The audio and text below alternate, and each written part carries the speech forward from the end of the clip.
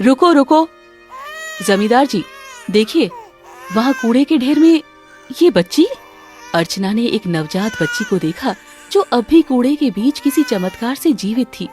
उसका दिल दहल गया। इतनी सुंदर बच्ची को यहाँ फेंकने की हिम्मत कौन कर सकता है? ये कैसी निर्दयता है? अरे अगर वो नीच मेरे सामने आ जाए तो मैं उसे ऐसा सबक सिखाऊंगा कि वो जिंदगी भर याद रखेगा।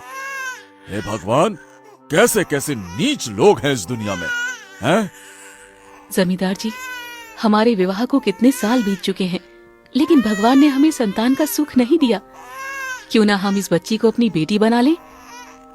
अर्चना की ममता की पुकार सुनकर जमींदार का क्रोध शांत हो गया। उसके होठों पर हल्की मुस्कान आई। हाँ, तुम सही कह रही हो अर्चना, इस बच्ची को हम अपना लेंगे। हाँ चलो।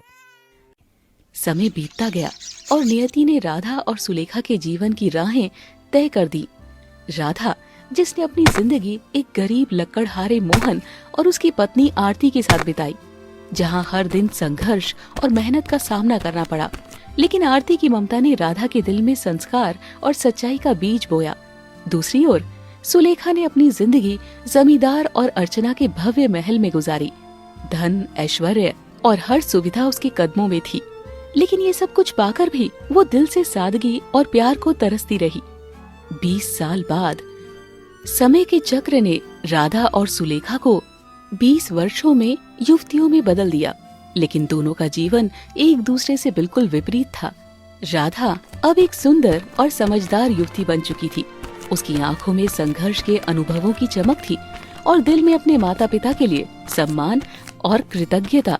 वो खेतों में काम करती, अपने गरीब परिवार का सहारा बनती। सुलेखा अपनी सुंदरता और ऐश्वर्य के कारण पूरे गांव में प्रसिद्ध थी। उसकी चाल में गर्व था और उसकी आंखों में एक अनजान तलाश। जमींदार और अर्चना उसे अपनी जान से भी ज्यादा चाहते थे। दोनों बहनें जो एक ही रक्त से थीं, अब 2 अलग अलग दुनिया का हिस्सा बन चुकी थी। लेकिन नियति ने उनकी कहानी को अभी खत्म नहीं किया था। एक दिन जमींदार अपनी पत्नी अर्चना से सुलेखा के भविष्य पर बात कर रहा था। अरे अर्चना, अर्चना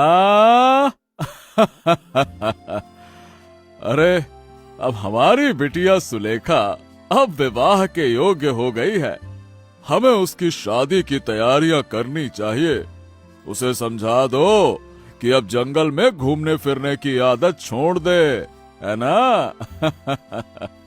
ठीक कहते हो, मैं उससे बात करूंगी, लेकिन हमारी बेटी